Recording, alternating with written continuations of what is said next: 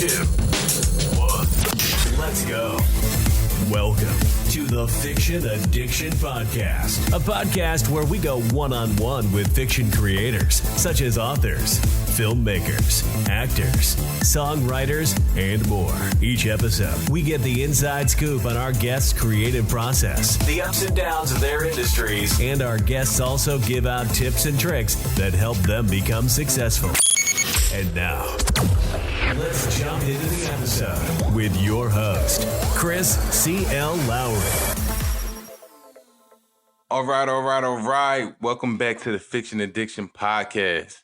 My next guest is an author, poet, screenwriter, and filmmaker from St. Louis, Missouri. He is a graduate of Lindenwood University with a bachelor's and master's degree in communication. While serving 5 years in the U.S. Navy, he started writing about his time aboard ship.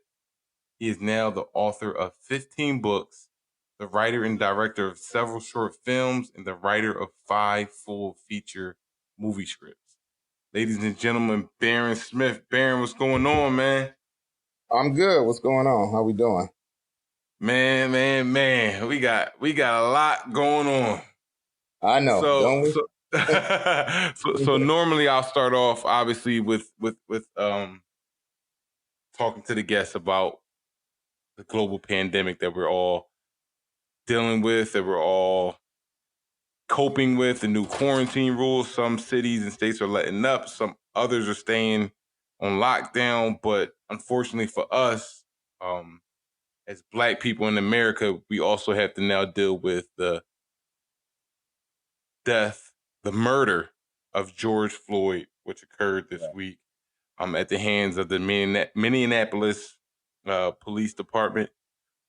So with all this going on, man, just where you at mentally? Well, I mean, just for one, it's disturbing. I watched the video, and for a person, anybody that's gasping for air and asking and saying that he or she can't breathe, that's disturbing. Taking it from a human perspective, not black and white. I mean, you would think that you're, just being a human, you would have some type of compassion to, Absolutely. be like, okay, yeah, I am, what they say, a 200-pound man on somebody's throat. Let him get some air. He is subdued. He has cuffs on. He's not resisting. And it's disturbing. It's very much Absolutely. disturbing. And it's hard to watch. I'm tired of seeing things like that. I'm just, just at a space where, what's next? I mean, it's just, I don't know what could get worse than that, man. You know what I mean? We've seen it all now at this point. Exactly. You got from people just filming, to, it was almost like he was posing for, on the pictures that you see, it's almost like he's posing, like he's proud of what he's doing. And that's very... Oh, absolutely, yeah. It was like no care in the world at all. No care in the world. So, I mean, I just, I don't know. It's sad. Very sad that the world is like that now, that we can't even, as, human beings, have to go through things like that. So definitely not in a good place right now. So how you making out through this pandemic, man? Well, I work in the healthcare industry, so I've been pretty busy myself through this. It's almost like it's becoming like a routine now. It's I know right? That's a scary part. You know what I'm saying? I mean, it's funny. It's like with the masking and stuff like that. Now it's like second nature now to grab a mask. Right. It's. I mean, it got to a point like my favorite team is the Steelers, so I got so many Steeler masks and stuff like that. Navy mask and stuff. I almost got it like to match certain things because that's the norm now. Right. You know what I'm saying? It's the norm now for at least the rest of the year. exactly, at least. But as far as like working in a hospital, it's you kind of seeing firsthand of like people that's coming in, and and it's like, wow, it's like, wow, it can be anybody. It can literally be anyone. This is something that's um, very, I mean, very contagious, and it's just not our. We've been fortunate not to have too many positive patients. We have done a Right. lot of testing, but you still get to see it firsthand, and it's like, wow, like this is something that's no joke. That's why it really, um, you know, just protection and things like that that we have to do. It's needed, because this is no joke. So, Now, so obviously you got a lot going on, man. You definitely, your resume is definitely impressive. I thank you. can't imagine just your level of creativity just to be involved in so many things, such as so with so many writing avenues that you're involved in. Where did your writing journey begin? In the Navy, just like just somebody told me right before I went in to, just jot down like a lot of experience that you're going to go through. I wish I would have listened to that person, but I didn't. But the one thing I did do, just to have time go by being underway out at sea, I just started writing like small little entries, like poetry entries. That kind of turned to when I got out the Navy, I started taking a little bit more serious, taking some of that writing that I did in the Navy, and then start doing um, open mics, poetry. Hmm. And I remember, never forget this lady. I wish I would have, known who she was. She just, after I did one piece, she came to me and said, "Do you have a book?" And I was like, "Oh, not really. I would never thought that, that anybody Right, would want right. to, And I was like, but it, man, I just remember, I can visualize her face right now, like she was almost looking at me like, wow, are you crazy? I mean, that's something that, with poetry, people, true fans will like to take home, so that Right. that got me started, back in, '05. And that's when I wrote my first book, '05, So off of that's that interesting alone.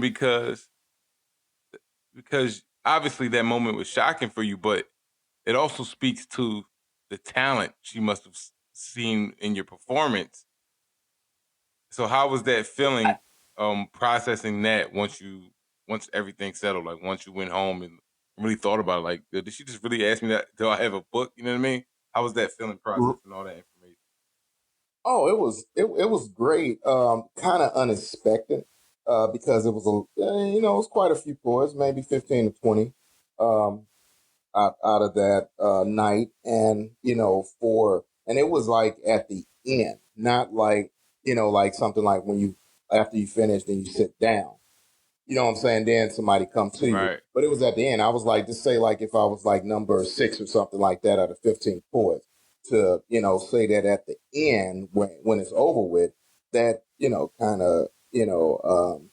kind of was unexpected at the time. I wouldn't say that it was just something I like to do.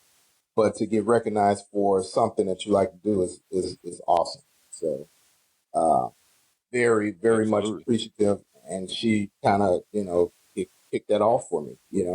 I thought about it. I said, yeah, why not? Let me dig in a little bit into it, and figure out what I want to do, and how I want to do it. So, yep. Mm, that's dope.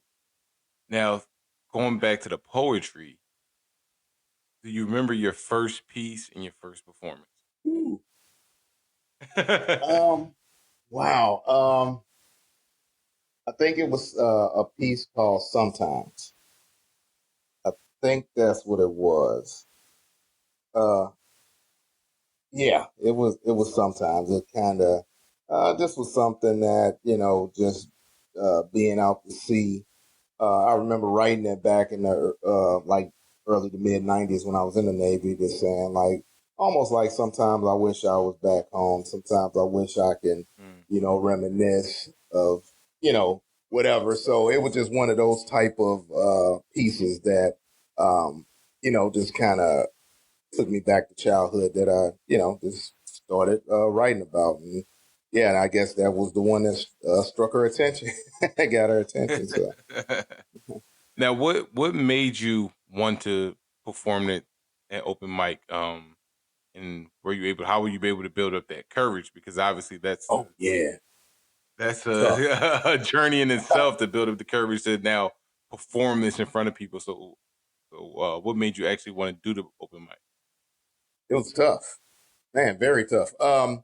Just finding out that we had a back then we had like a weekly running open mic thing at the bookstore called Legacy, and it was kind of like I remember my first time. Now, my first time there, I didn't do it, but maybe like a couple of weeks later, that's when I built up the courage too, because it almost was like just hearing the other poets. I'm like, wow, man, there's some amazing words that's being said, and I like, man, I like to get my try at it, and and so um, Yeah. I got through it pretty good, but as time went on, I got a lot better. But I remember being just real nervous, just standing up in front of people and doing, something that, you like. And I got through it good. I didn't stumble or anything, but I felt Right. like as I, uh, went on, just kept on doing it. I got a lot better, put a little bit more emotions and stuff to it, like that.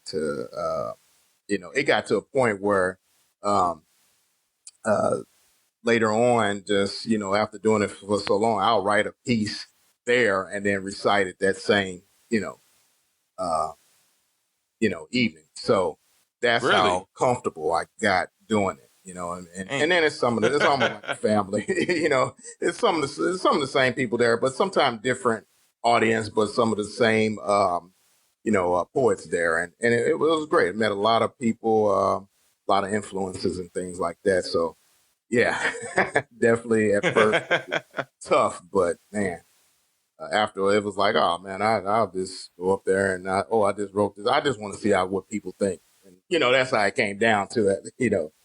Towards when I felt comfortable with it. So. So let's say there's a poet out there that has their work that that's writing and producing these pieces that are so close to them, and they have considered jumping and taking that leap into doing an open mic, finally showing their work to the world. What piece of advice would you give them to help them prepare to get to that next level? Um, that you're gonna be nervous, and everybody has a start, but a lot of times with poetry is more intimate. So people is they're not going to look at like maybe like the flaws that you may have, but it's more of the words that you're saying. So um, it's one of those things where like I would suggest if it's your first time until you get comfortable, pick something pretty powerful. I mean something that really going to send a message out or just so lyrical that uh, it's just going to just rumble through everybody. I remember um, this white lady when I first started going there. I guess the first couple of times I was there, I guess she didn't. She wasn't there, but she's a person that always came. So Mm. when it was her turn, people started snapping for her before she even got on the stage.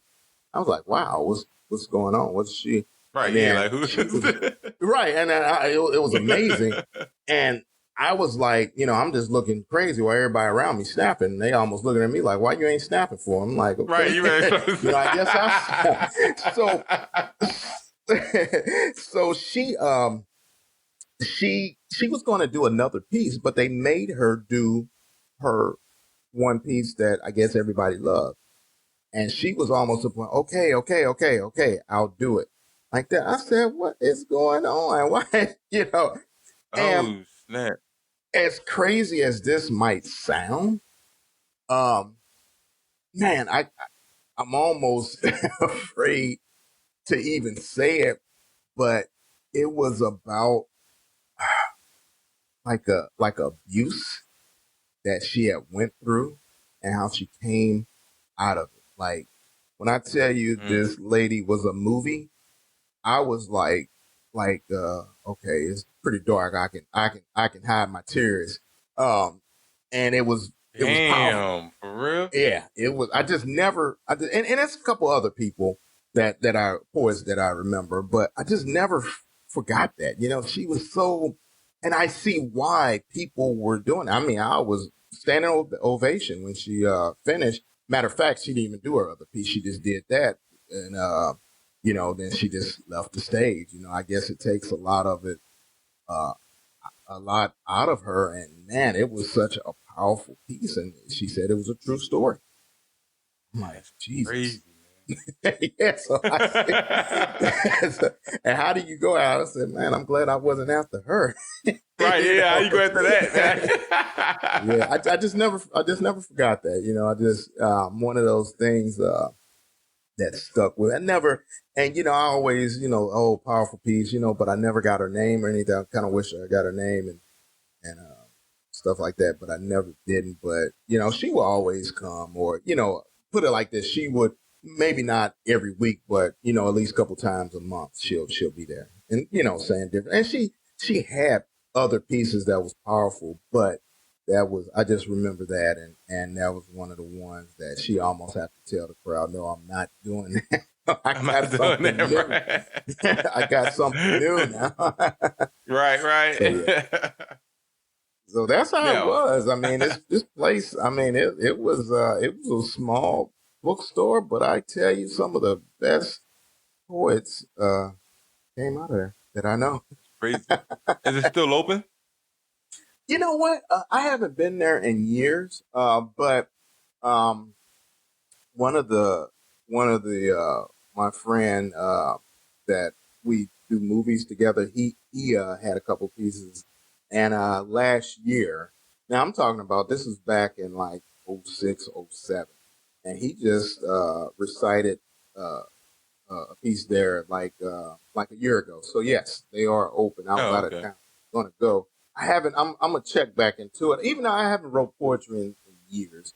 But it's just I just haven't been in years. But I know the minute I go, I'll be probably trying to write something.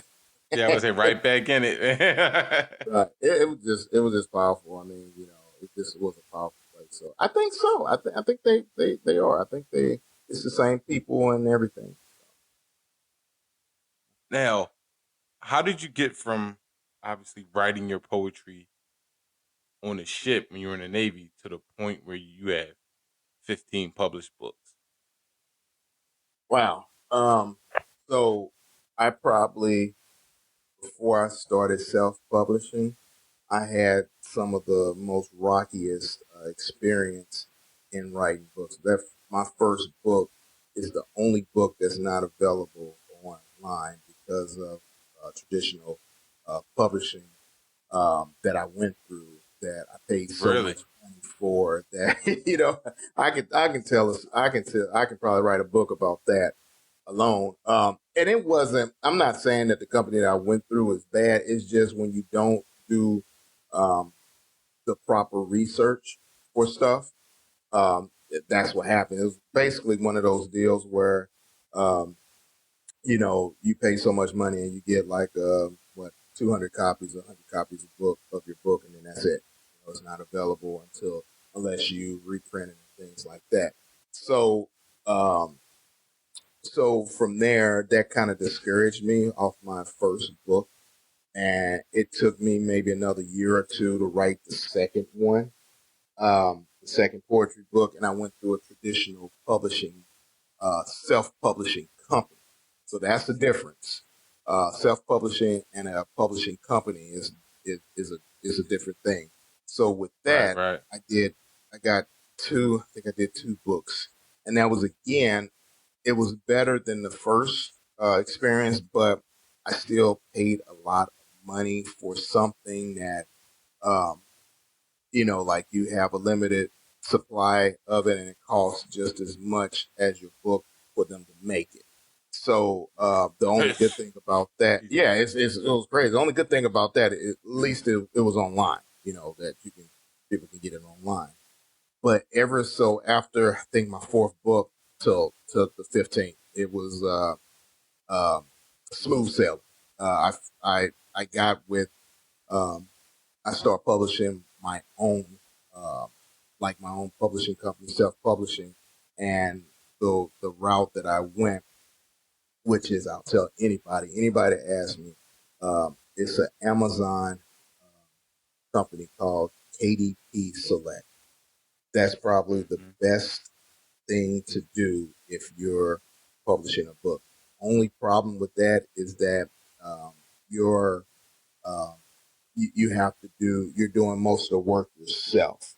Like like with a company, they may offer in their packages, they may offer editing, they may offer formatting and things like that. But with uh, KDP Select, you have to get it edited and formatted yourself. You can they do offer that, but it's not like with a package deal. But the the thing that makes KDP Select so great is that you know the book is 100% yours. Um, you don't how can I put it?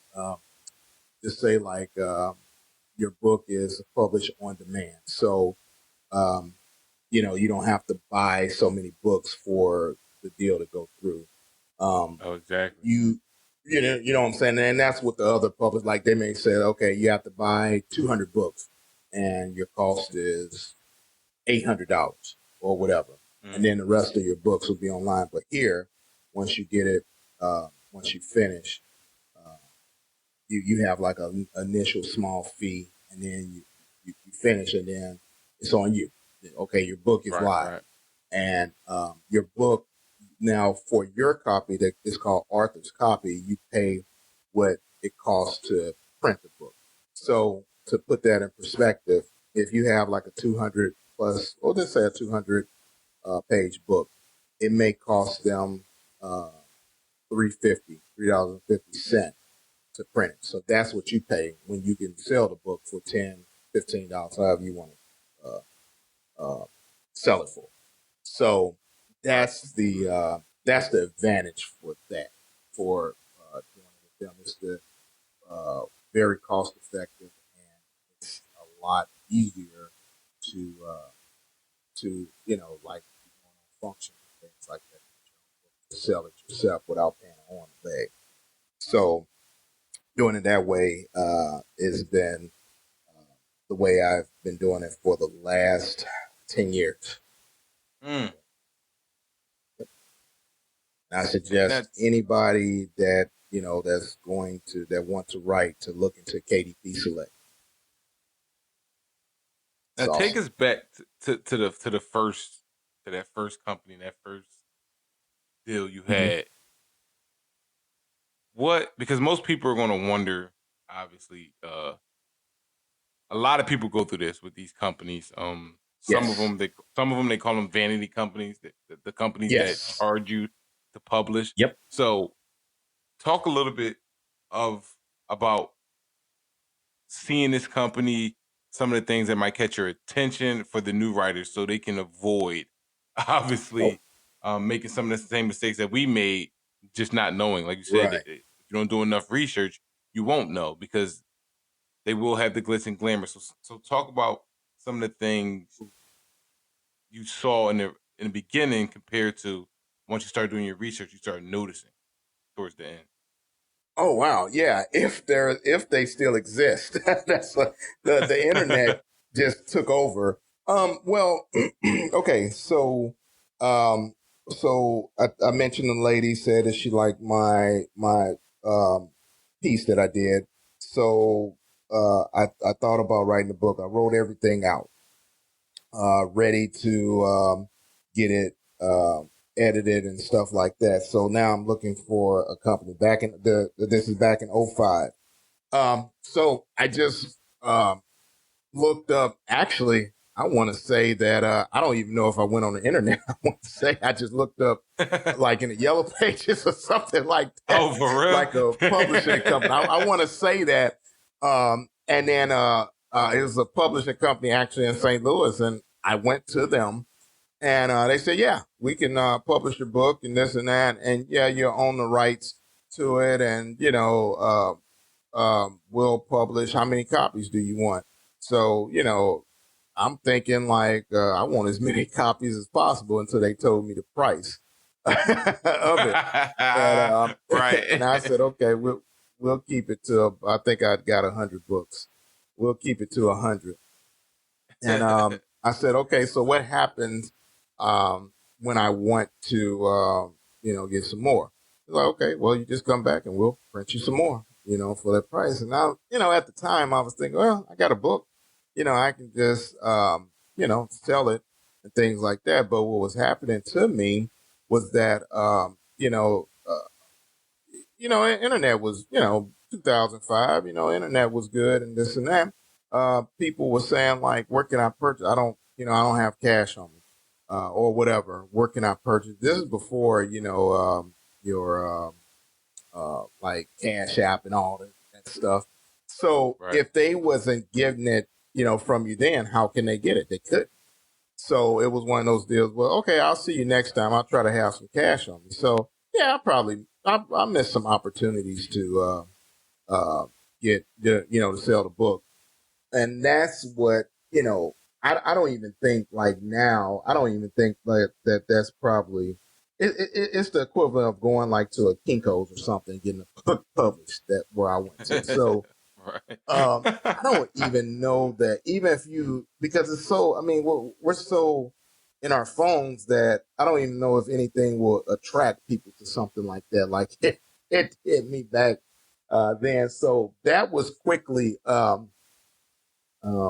sold out of those, probably kept like a couple of copies around, but I sold out of those. And then I was thinking like, man, I was asking, I said, there ain't no discount or nothing like that. I mean, he's like, basically, that's, the cost for printing that many pages and things like that. So, yeah, no, that's your cost.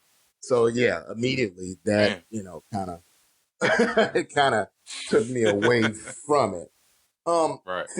I could have, I could have, went through KDP and republished the book, but I got a couple copies. I'm satisfied with just having a couple of copies. Say, hey, this is my first book, or something Right. like that. Put the image Plus up. you dropped Somebody 14 really more want, after, so it's like right? Exactly.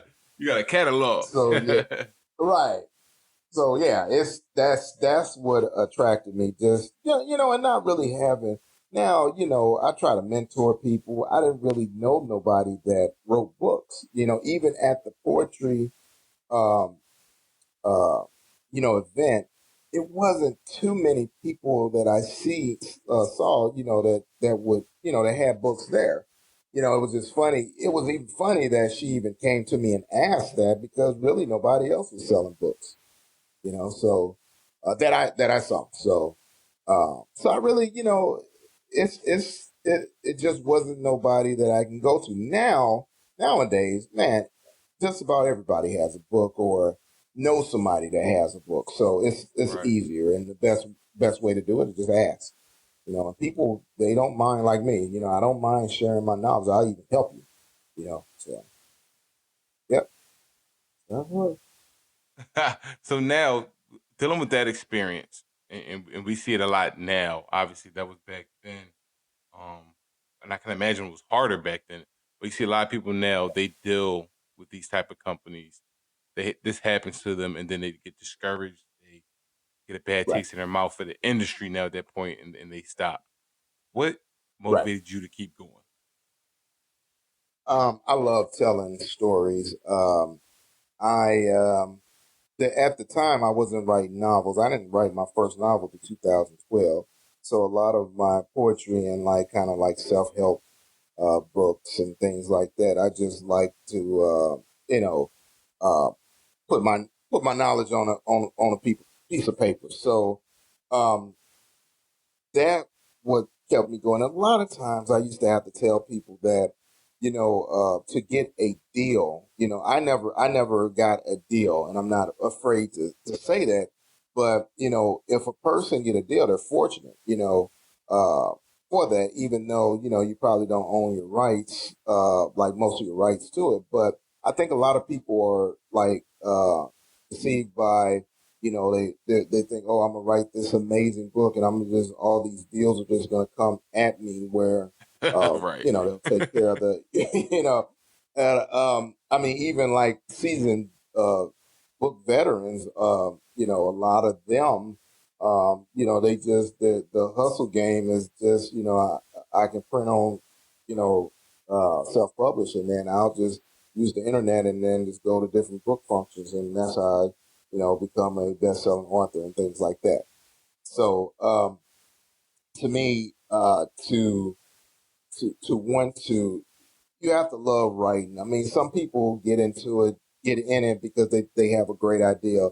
I got into it because I actually enjoy writing. I actually enjoy telling stories. And you will, it's almost like, um, when people ask me about books, like, oh, I want to write a book, I almost be like, okay, let's see what's next. You want to Right. write a book, okay? Let's see. A lot of people don't understand the, um, like the focus factor in that, or the discipline behind that.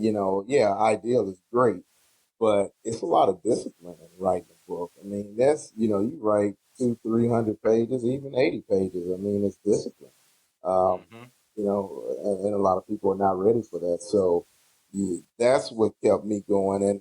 And you have to realize that it's not going to happen overnight. You're not going to write an entire book overnight.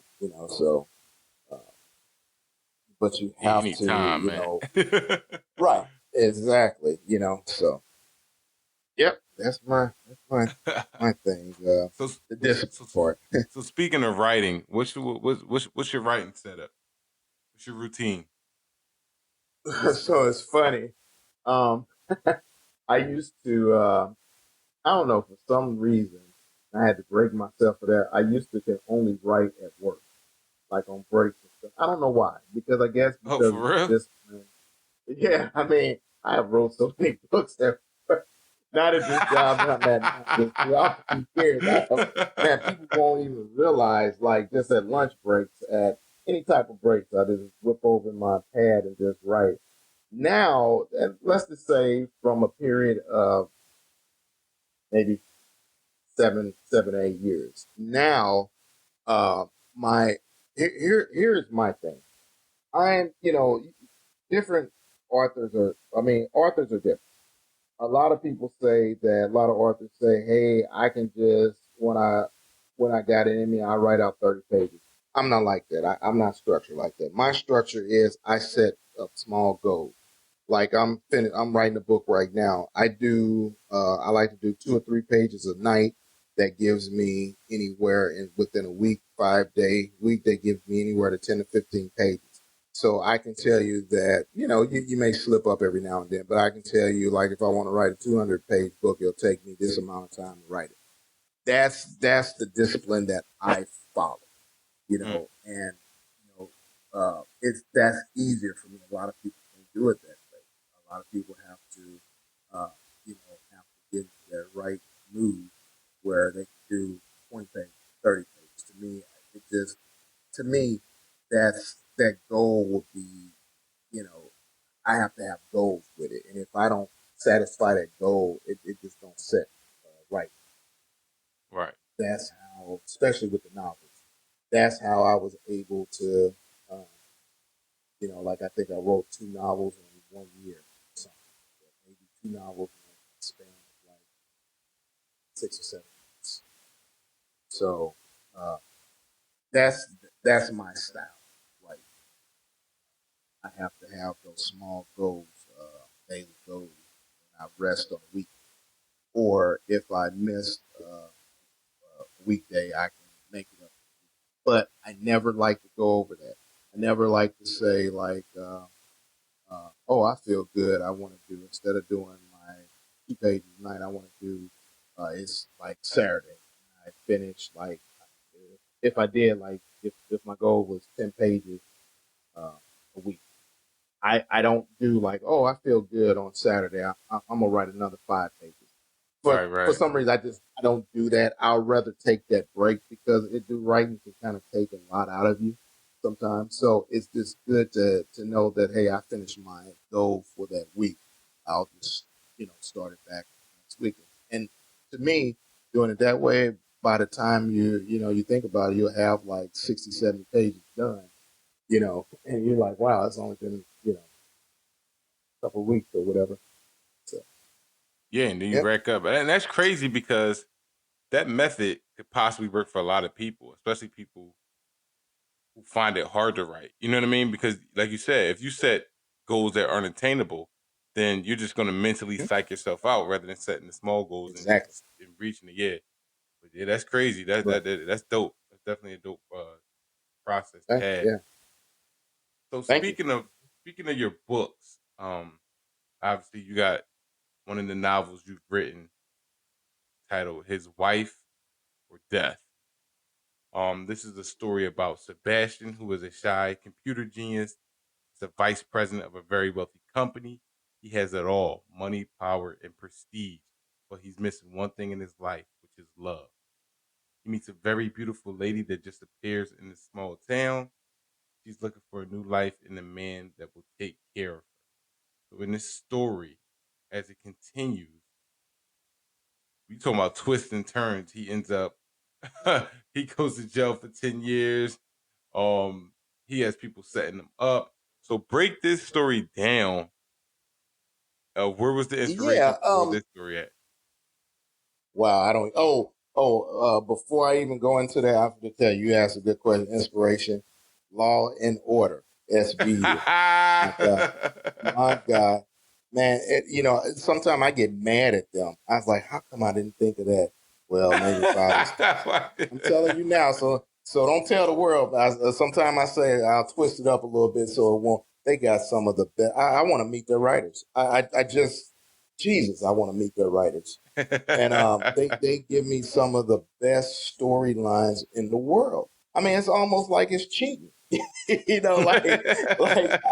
I'll take I'll watch it, and it's funny because I never and here's a great story. Okay, I started writing my novels in 2012. That's when I started watching Law and Order.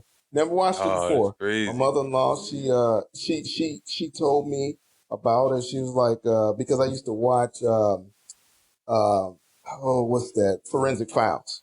I Mm. love that show. And she told me about. I said, I don't know about like a real life. She said, watch. And it's funny because I remember the first episode. Or are you a fan of Law and Order? Do you Oh, absolutely. like that?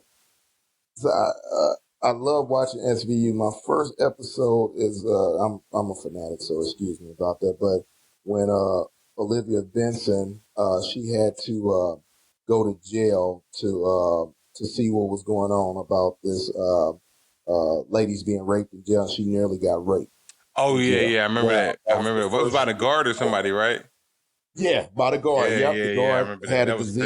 crazy. He gave it to man. That was my first, and I was hooked ever since. So, so my storylines, my storylines are um,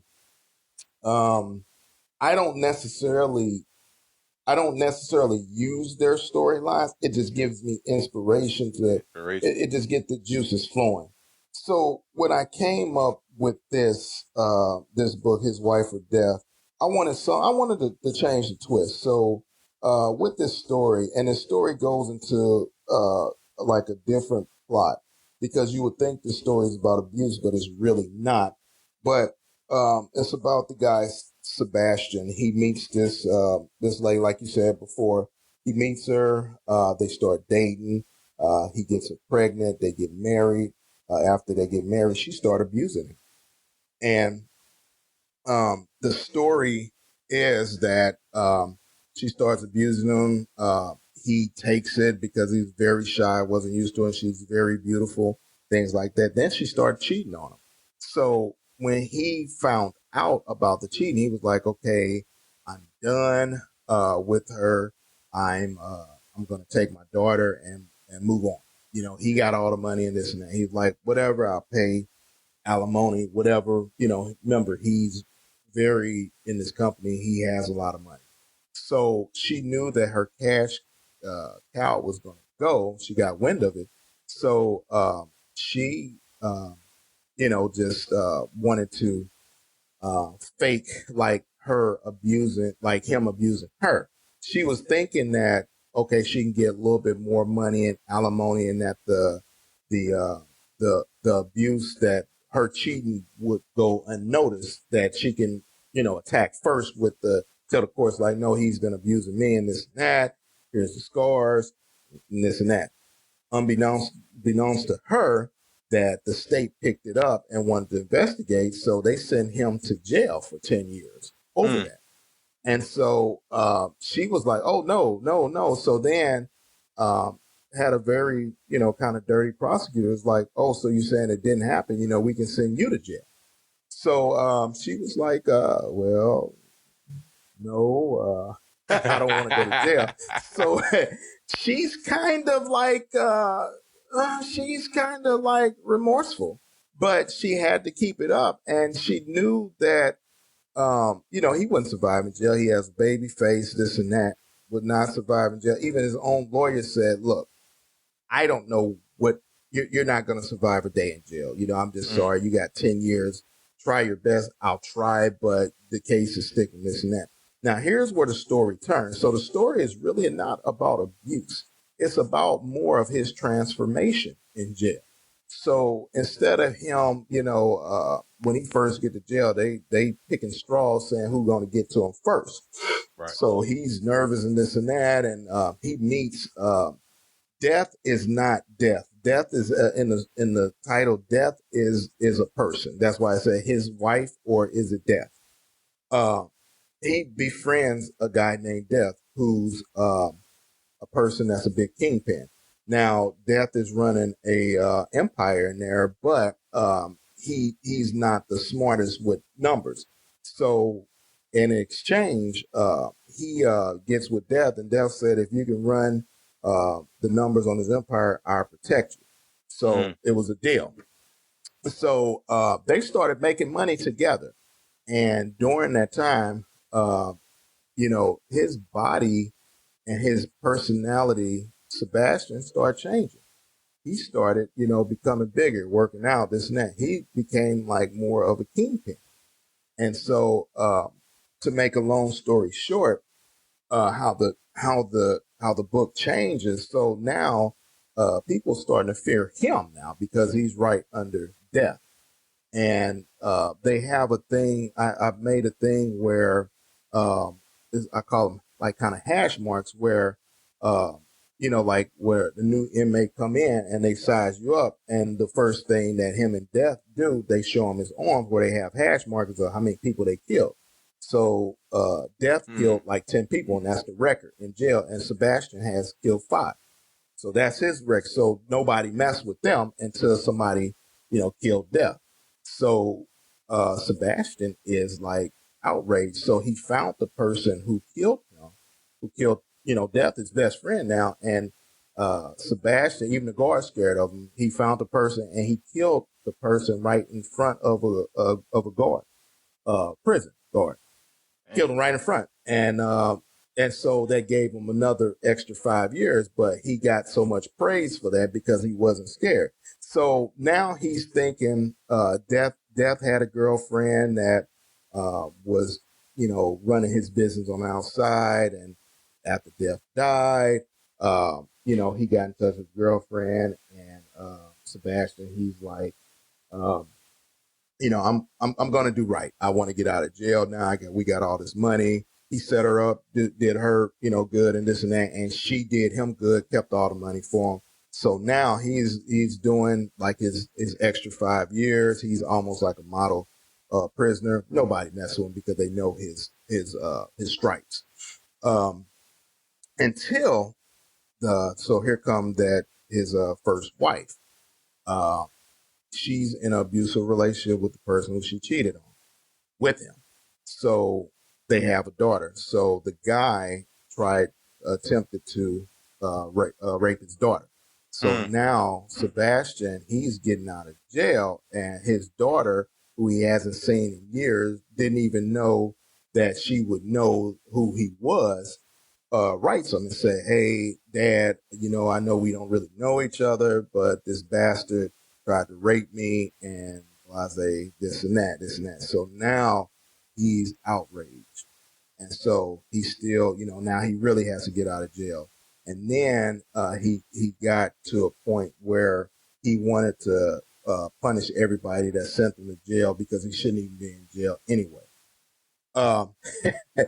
So another twist is that his daughter actually has like do Sebastian have had the killer blood? He was a shy guy, this and that. Did it actually, take him going to jail? So his daughter has those same traits as him, like as a killer. She becomes a killer too because she's angry that her mom didn't protect her, and now she wants to uh, kill people too. So things was happening. Things was happening when he got out of jail. When he got out of jail, now imagine this guy been in 15 years. He's massive now. He wants to get out of jail. He wants to assume another different identity because he wants to punish everybody that put him to jail, the prosecutor, and this and that. So when he gets out of jail, things started happening. Like he was noticing like it's another killer in the in that town, in that small town, but he didn't know that it was actually his daughter until at the end. And that's where I leave it at, right there. So Crazy. yep. So now, getting into your head as a writer and obviously a creator, you create these characters, and as you know, people as they're reading fall in love with these characters. Death is one of those characters that people are Mm-hmm. going to grow to like. Obviously, with his relationship with Sebastian, what goes through Right. your mind when you kill off a character like that? Uh, um, wow. I just wanted to be. I know it's a fiction. I know that like I just wanted to be as real as possible. I just want something to be as real as possible, like it can happen. Uh, that I want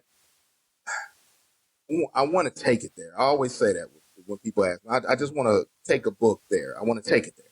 I want you to think that the book was about abuse when it's really just the beginning part of it. To a point where this shy kid, guy that goes to jail that shouldn't even made it a day, winds up making it 15 years and have stripes to prove, you know. So this book just wanted to be believable. I love the character of Death because he was actually a person that you can imagine that could it could be in jail, it could be on the outside. Just a person looking after someone that's helping him. So that's what I like to believe that when stuff like that when I write. And then how I like to have like what's the mystery to me. I like to know the beginning and the ending of the book. Like I know I wanted the book to end this way. I know I wanted to start this way. Now my mystery is how I'm going to put everything together. So even when I'm writing the book, it's still being creative, things like that. So that's my way of telling the story. So Now, did you know this was going to be a series when you originally started working on this book, or did it just start growing on its own? Well, it's really not a series. I just call it my prison series because actually the two books that's uh, the prison walls. They're just prison. They're just prison books that I put. I just put a series because they're my only two prison books. Can it be one? I actually had one of my fans ask me if I was going to do a part two to that because of at the end because there's another serial killer out, his daughter, and what I'm going to do with that. I danced around a little bit, but I haven't came. I got other books that I want to write. So Listen, man, you I got have that to feel it catalog, more. man. Yeah, I have to feel it. I have to. Um, I don't really. I don't now. My other, I got three books that are series, and I learned from this. Um, the dirty little reason series, and I learned from that kind of. I'm not a fan of series. Like if I do series, they'll probably do standalones, or if I do, it'll probably just be one or two books. Because if a reader haven't read any of the books and pick up, like I had a reader that told me this book makes absolutely no sense. Uh, it's all over the place. I'm the type of person like, wow, thank you for the honesty and this and that. And it wasn't that book, but it was my Dirty Little Reason book. And I asked her. It was one of those things where she actually told me who she was, and she was just ripping in this and that. And I said, wow, what did you think about the first one? She said it was the first one. I said, whoa, She need yeah, to you know. couldn't, you couldn't. I said, man, you couldn't. If you started on that second book, you will be so lost. Right. So, that was the last I heard of her. But then that kind of got me thinking. And I'm glad that she did that because I never thought about that. If I do a series, I will have to promote it to the artists. I have to do. And now, even when I do sell those books, I sell them as kind of like a series. I give a good discount, kind of sell them as a series because I don't want the same thing to happen. Right. Again. You want them to be able to go straight right. And the book was kind of like, like when you. That's why I didn't understand it at first because the book actually went right after the left off at the last one. I wouldn't even read the book, because it had been so confusing to me. But Now, another book you wrote called "From Getting Shot to Taking Shots."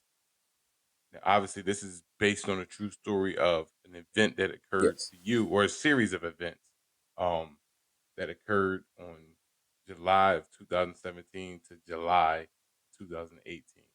It involved you surviving a gunshot wound that was suffered while you were on a motorcycle in 2017, and then obviously being diagnosed with type 2 diabetes, and then having to battle that as well right. afterwards in 2018. So take us through this journey. Obviously starting with July 1st, 2017. Oh yeah, that's what changed my life. Oh my God. So I bet, man. yeah, that's God damn. um man, that was so I'm coming from work on my motorcycle. It's a path um that I always wanted to take. Uh and I was like, since the path, the road was near my job, and it led to another place where I was going to meet my wife for dinner. And so it's the perfect time to do it. Such a scenic route. This and that takes about 20 minutes, 20 or 30 minutes to get through the entire route. So we meet up at this kind of famous place. It's actually in Illinois, Alton, Illinois, that a lot of people go to called Fast Eddie's. It's just one of the cheapest food there and just a fun time, this and that. Everything was normal with nothing going on. Met my wife there. She was in the car. I was on my motorcycle. So we just left and we was going to go see a movie. So I'm driving down this highway called Highway 367. I wasn't thinking about nothing. Matter of fact, I was listening to Mystical, uh, to a Mystical song. And Uh, I heard some right when the song went off. I heard a loud noise, and then I felt a burn in my leg. Um, if do you ride motorcycles or have you ridden one before? Okay, so like the rocks hit you and stuff like that when you ride. So I thought it was like a rock or something like that that bounced up. I probably rolled over and hit my leg. Didn't think nothing of it. So just kept on riding, not that far, and I was like, man, something just don't feel right. And by that time, I'm in front of my wife, and she's behind me. No, she's in front of me. Sorry, she's in front of me. So I looked down at my leg. I said, my leg is just throbbing. What is going on? So I looked down, and all I seen was red, and that's when I panicked. And I didn't know what. We was the only ones on the highway. Didn't know what was going on. So at that time, it seemed like at the same time when I saw the red, I like started to get woozy. And I was like, okay, something right. Luckily, I was able to pull over to the media. And then my wife, I guess, I'm like hitting my horn and, waving my hand like, hey, something wrong. I don't know what's going on. So she stops and a little bit past me, and I'm on the side of the media. I was able to kick down the kickstand, and as soon as I got off, I like stumbled real. I said, wow, what is going on? And I stumbled over to the media, and that by that time she's like, well, oh my God, what's going on? And she said I stood straight up and fell straight back. Like, wasn't no, I passed out. It wasn't like no, like, oh, my arm took the test. She said I just fell flat straight back. So, she is like, and plus she see all the blood and this and that. So when we was at that place, Fast Eddie's, it's kind of funny. You just see people, you don't think about it. So we must have left like maybe a minute, maybe a couple minutes before this other group. So this group of people came, and it's you can see like pictures and stuff in the book, and it was two nurses and their son, and they immediately pulled over, and my wife, she didn't. She was like stunned, didn't know what to do. So the nurse, she went into action. She actually, her son had a shirt on, and took off the shirt, put a tourniquet on my leg, and stopped it from bleeding. It seemed like immediately after she stopped the bleeding, because I was leaking pretty bad, and I came to. And you can imagine, like, I didn't know what was happening. I look, I open my eyes, I see a guy with no shirt on or just a t-shirt standing over me, and then I'm laying in somebody's lap. I'm looking up, I'm like, okay, this is some type of weird dream. Right, absolutely. But I see my wife. I said, okay, but at least my wife right there, so I know it ain't. I said, oh yeah, something happened to me. That's crazy. So I just remember her saying that I couldn't really breathe that much in that helmet. The helmet kind of probably saved me from concussion. She's like, no, you want to keep it on? The paramedics are coming. What happened to you? I said, no, I need to get this helmet off. So they didn't know my injury, so I forced them. I just took the helmet off. I said, I feel a lot better. And she was like, what happened? I said, I don't know. So they thought that I was kind of like, something was going on. I said, I don't. So I just remember the paramedics came, and it was like, sir, what happened? This and that. And they was like, what's your birthday?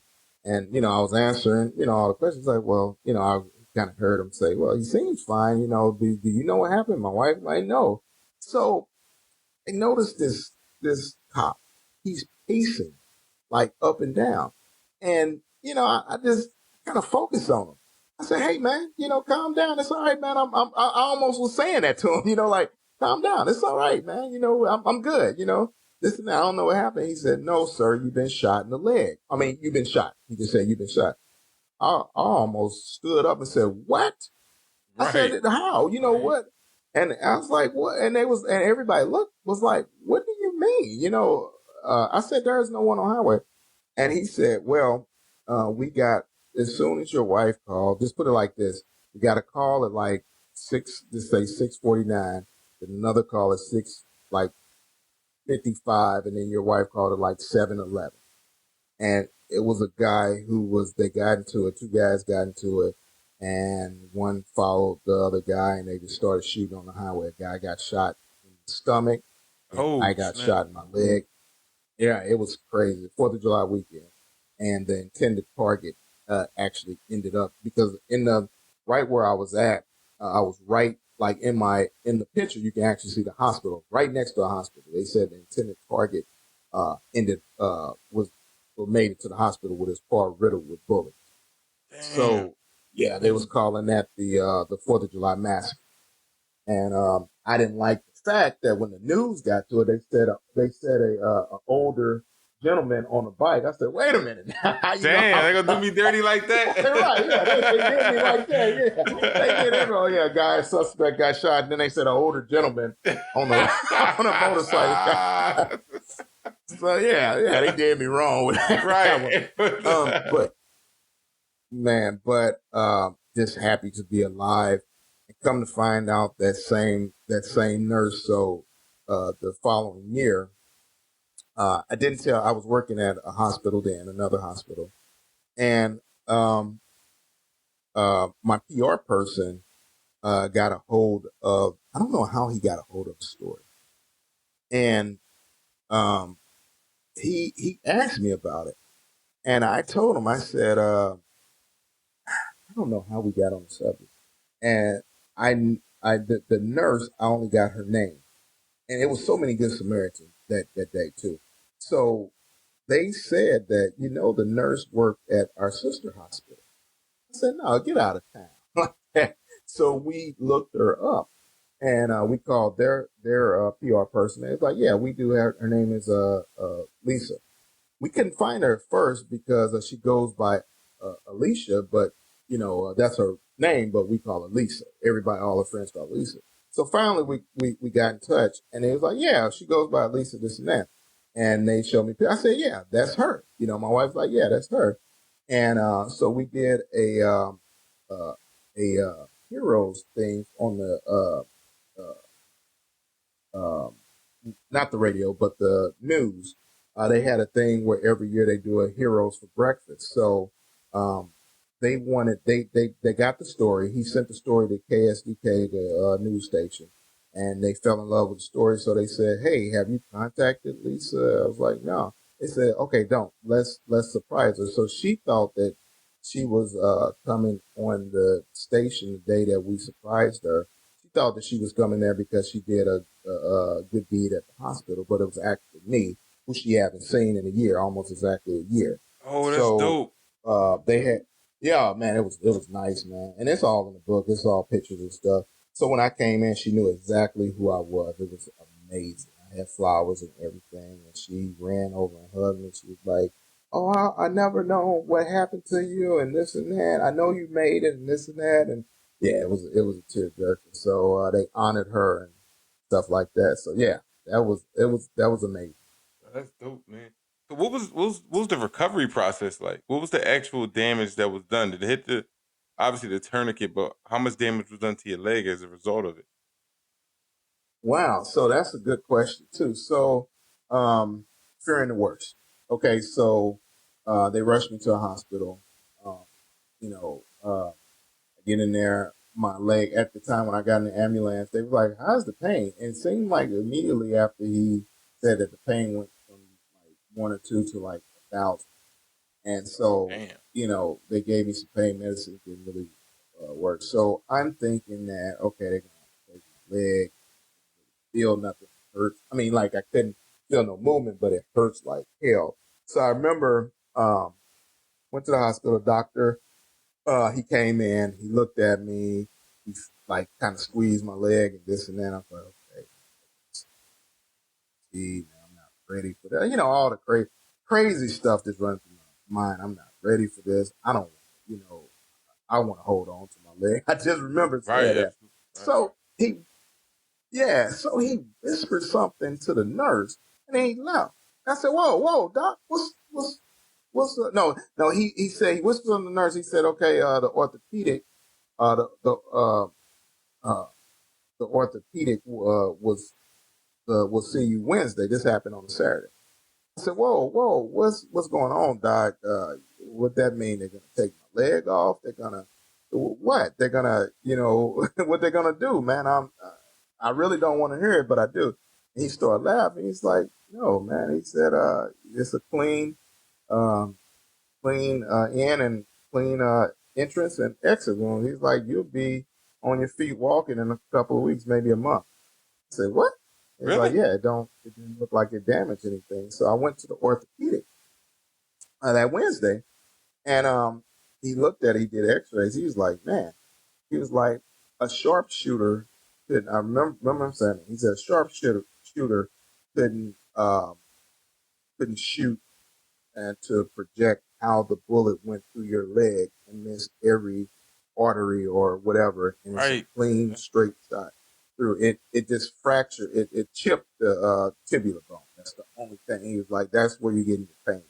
He was like, "All we're just Damn. gonna do is just give you some medicine for because the bullet fragmented in your leg. So, um, you get the since lead and stuff like that. The medicine that they gave me is supposed to clear it up and things like that. I mean, he's like, yeah, man, we're gonna say 8 weeks, but trust me, you'll be walking probably within 4 weeks. And I was like, really? I said, man, I'm just in too much pain. I don't see it. But yeah, he was right. I went back. That happened July 1st. I went back to work. I was ready to go back to work July 31st. Damn, man. Yeah, That is crazy. yeah, crazy. That's crazy. Whatever happened to the Uh, shooter? They caught and him? so yeah, police know who did it, but nobody would come forth. And they feel like the intended target. They said, oh yeah, he's gonna die. Oh, he shot up pretty bad, but he wound up living, Oh, damn. and he won't say nothing, which I kind of figured that he probably revenge was scared. So they said they'll comfort you. This guy who did it, or that Damn. was the last that I heard of that. That's crazy. Now, Yeah. now, how do you feel about that? Like, how do you feel about that entire situation? Like, did you want justice, or was it just you were just focused on your recovery and that is Um, what it is?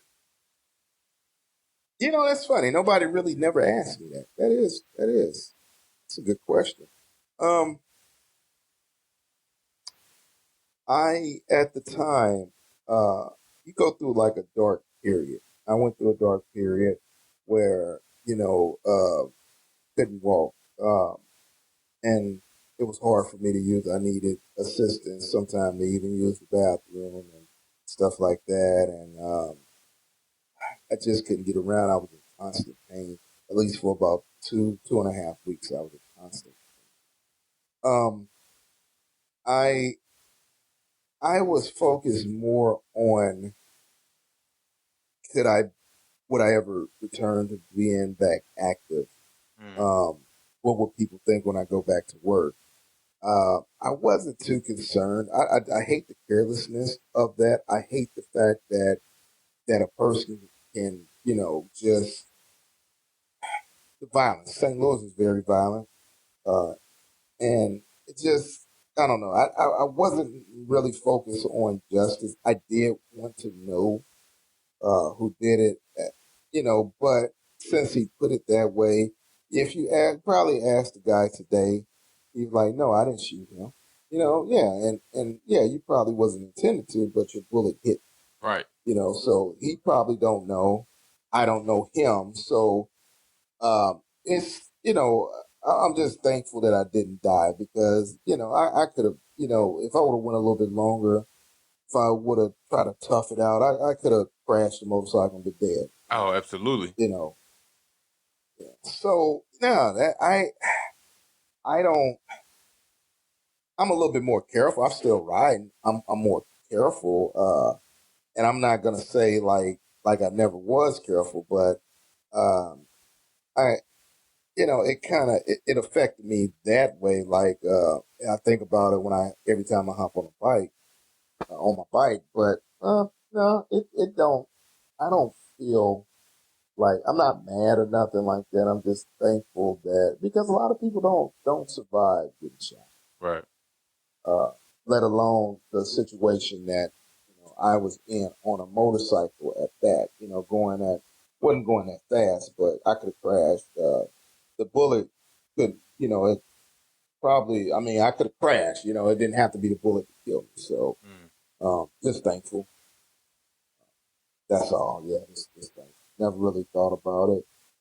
Even to this day, it's been going on 3 years now. You never know. I could, if he went to jail, I could have seen, been around him, never know. You know what Never I'm know who he saying? is. Right, right.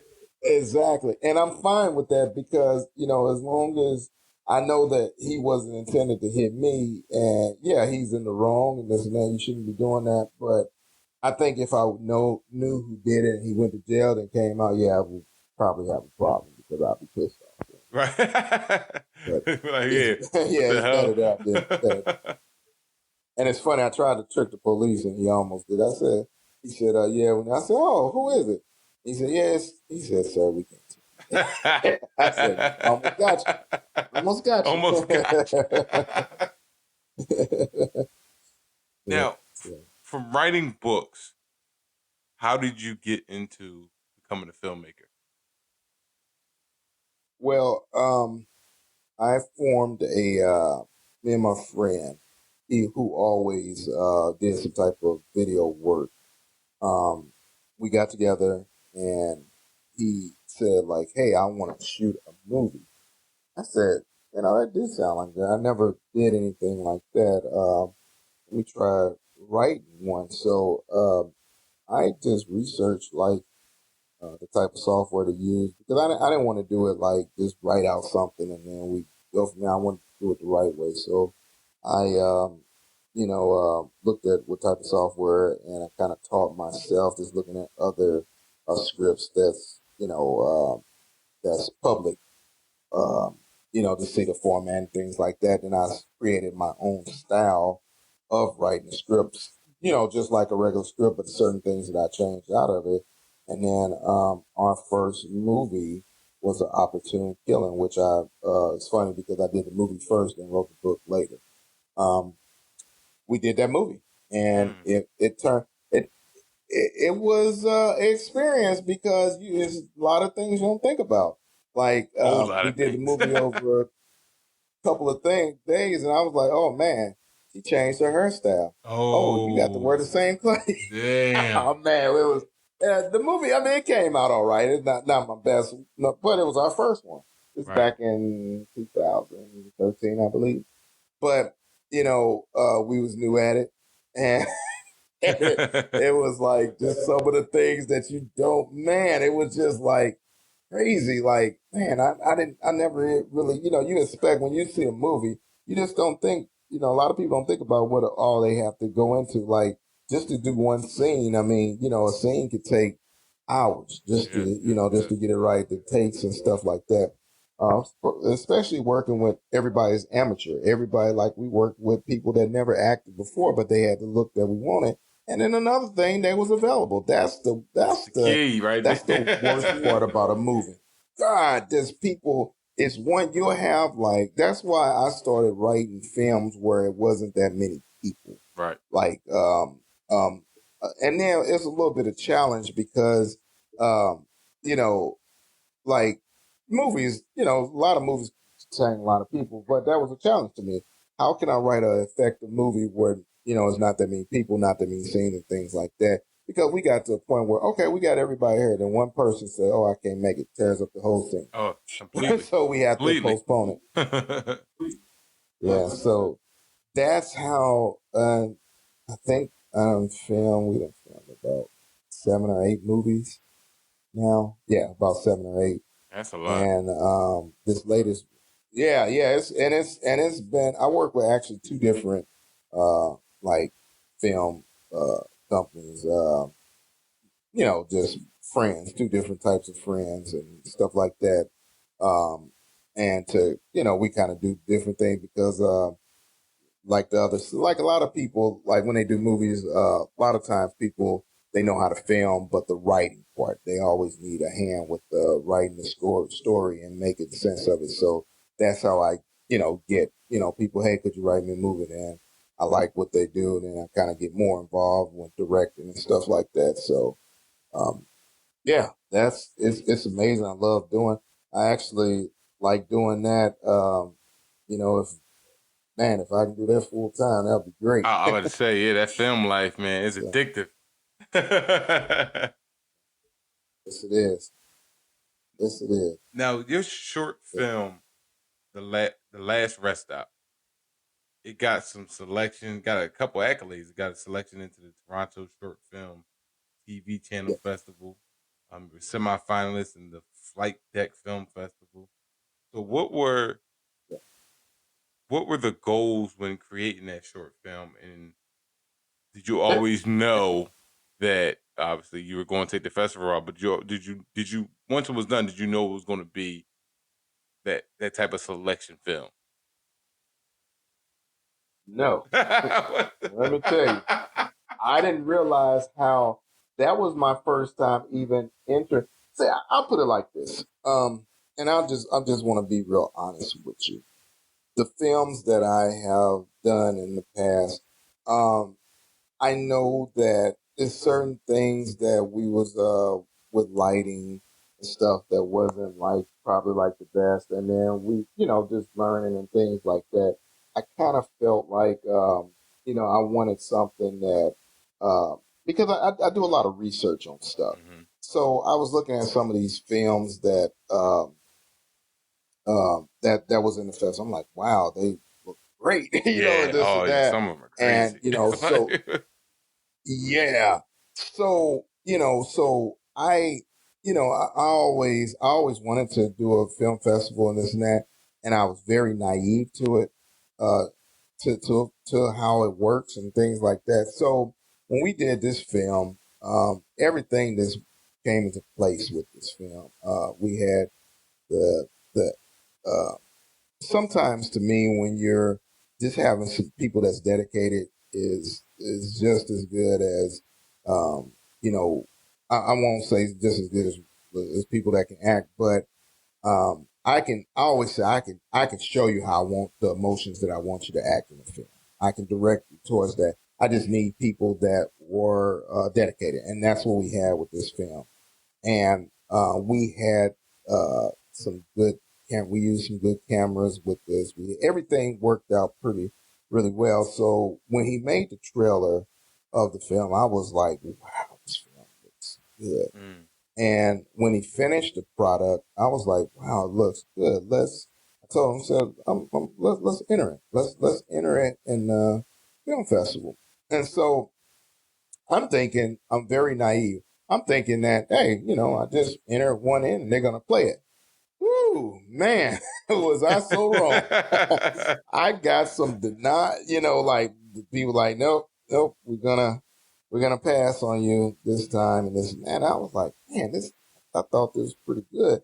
Then all of a sudden, I started getting some yes, and it's like, wow, like, and then on the flight deck, they was like, wow, we really like your material, this and that. Can we do this and can we do that? Um, so that's like my introduction to the film festival.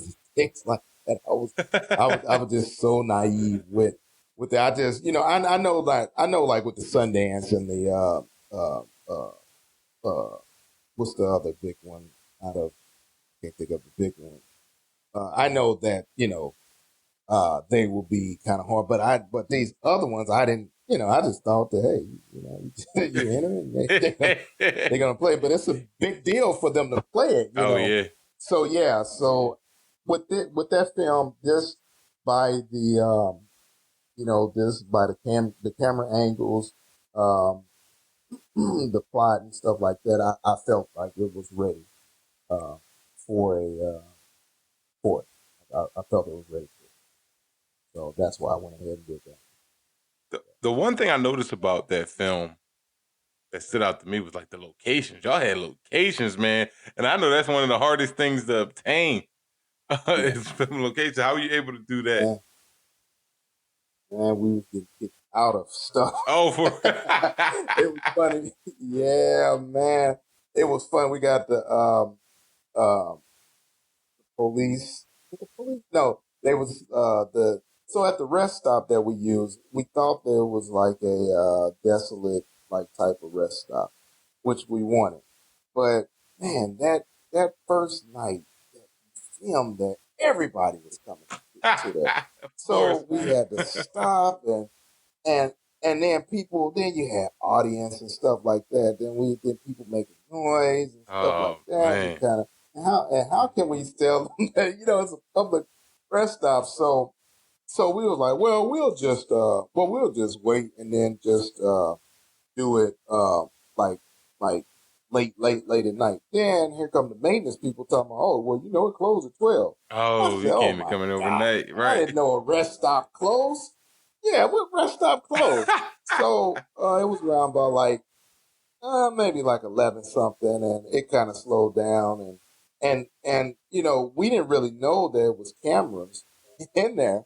So so we did our I think we did about an hour's work, and we came back the next night, and we were just wrapping up, and the maintenance guys, we said, okay, we're gonna go a little bit later again, like we did, and one of the maintenance guys came. He said, I don't mind, but they mentioned it to me, the people who own it, saying who was those people. I said, Oh man, I didn't see snap. the camera stuff. And then they was like, I mean, they may call the police or whatever, this and that. I said, okay, well, we almost done.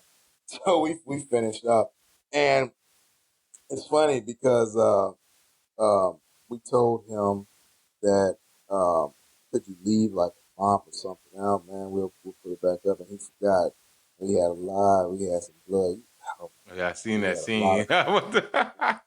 of, we had to play with, and then they ran out of paper towels. Oh Um, man. Yo. man, we had to use tissue. Um, and then we didn't want, we could have been like, man, the hell with I'm that. about Let's to say just you could go. have just We was rolled on out on that. right. And I'm pretty sure that they had cameras on the outside that they saw a car. So, but make a long story short, So what was it's yeah. so what was the journey like? Obviously, you touched on it a little bit with that issue with the location, but what were some of the other issues you ran in? Because people see the final product, they don't understand the work that goes into it. They don't understand sometimes the script changes based on, like you said, people don't show up, people got to go. Yeah, one of the things that's worse than somebody not showing up is somebody that shows up and then has to leave early. So now you're trying to Yep. like rush stuff. Yeah. So what were some of the issues you guys ran into while shooting this film? Equipment, batteries, people forgetting to charge batteries. Oh man.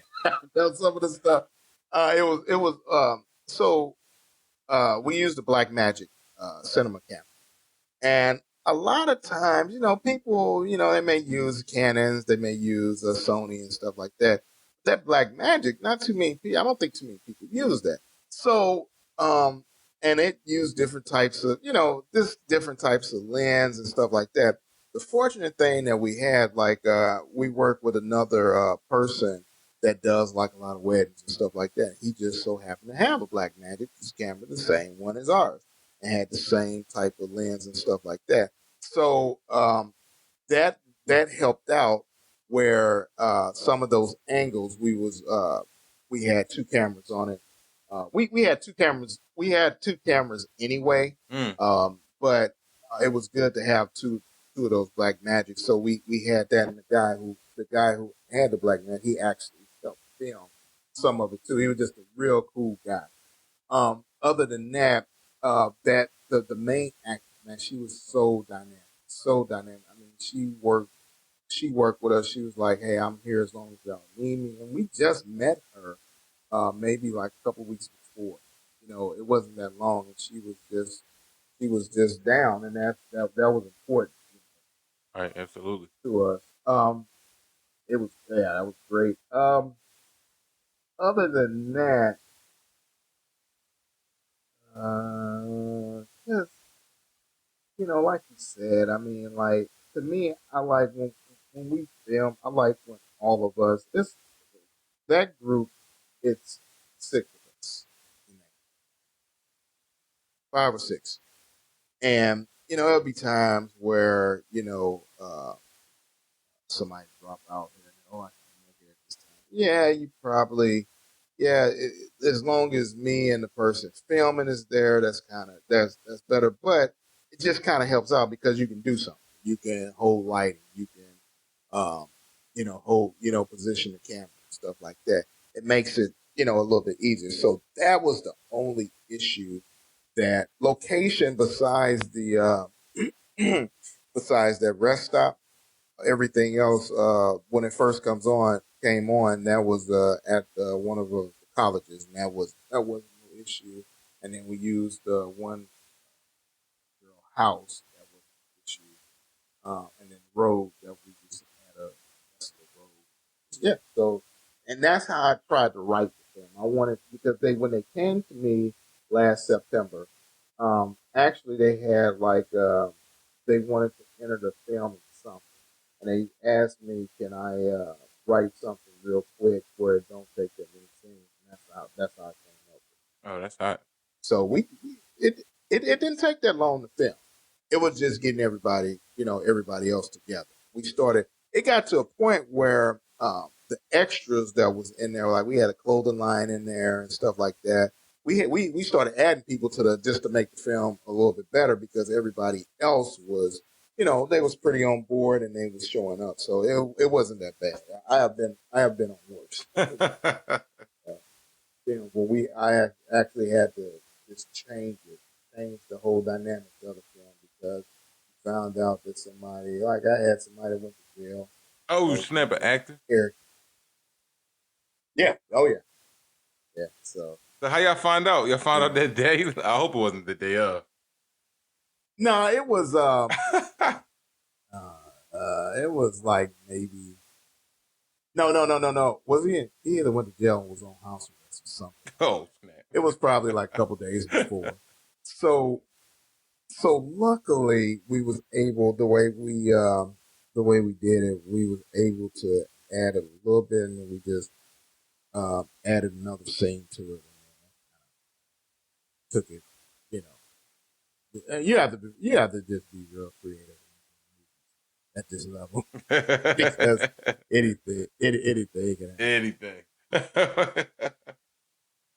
But on the same token, one of the moves what I did with my other company, we had a guy who was coming down 2 hours every time we filmed. He came from, because he lived about an hour and a half, 2 hours away. He was there on time every time. Damn. So we had that type of dedication. So that was great. Crazy. And naturally we give, we give gas money. We try to feed everybody. Always have water and stuff like that for that, because that's dedication. Right, absolutely. So before we wrap this up, though, just give me your key to consistency, because obviously you have so much going on. You're accomplishing so much. Just being an author alone is a lot to write 15 books. Just being a filmmaker alone is a lot to do. More than 5 films. So what is your key to consistency?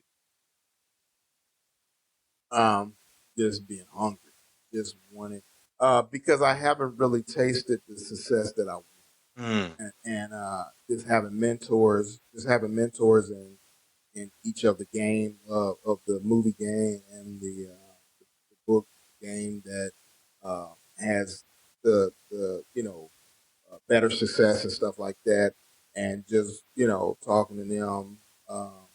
Meeting up at book conferences and being able to talk to them and stuff like that. It's just the hunger. The hunger keeps you going, because I know that I will reach that point that I want to reach, and with the people around me too. We're gonna do it. I mean, I don't. It just, everything is time. So it's no reason for me to stop right now, thinking that hey, I got enough, or I did this or this and that. And it's being humble, just knowing that if it's I can lend a helping hand, I always can. Um, always learning too. We even now after Yes, all these yes. movies, um, I'm still learning. Even the guy who filmed, everybody's learning. Everybody, and we learning each other to make everything better. Even with books, I'm still learning better methods of writing books faster. I used to write down everything. Now I type down everything. I bought an iPad.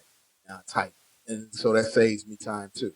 Um, Writing is just a little bit more convenient, but then I have to take the writing to type. Right. So, um, Double the and work. that's only been a couple years ago that I just started doing that. So it's just learning techniques and things like that to help me to improve. I guess the day that I'm not hungry will probably be the day that maybe um, it'll probably slow down until it comes back and stuff like that. But I'm still hungry, still want it. It's just something that I love doing.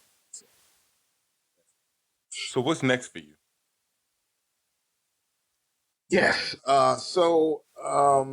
We got the. I think I sent you a link to the Pillow Talk. That movie is done. We're just working on some things in that movie. We were working with another guy that's real good. He's a real good uh, uh, film editor and things like that. So we're gonna tighten that up and probably release that. But we have a cancer that I think is gonna be real impactful, and we only got 2 or 3 more scenes, and that movie is going to be amazing. Mm. Um, so, and it's a short film, this and that. And as far as the books, my trade by trade, I do HVAC. So I'm coming out with the book through all what's happening right now. You see, like a lot of young males and things like that. That's a lot of violence and things like that.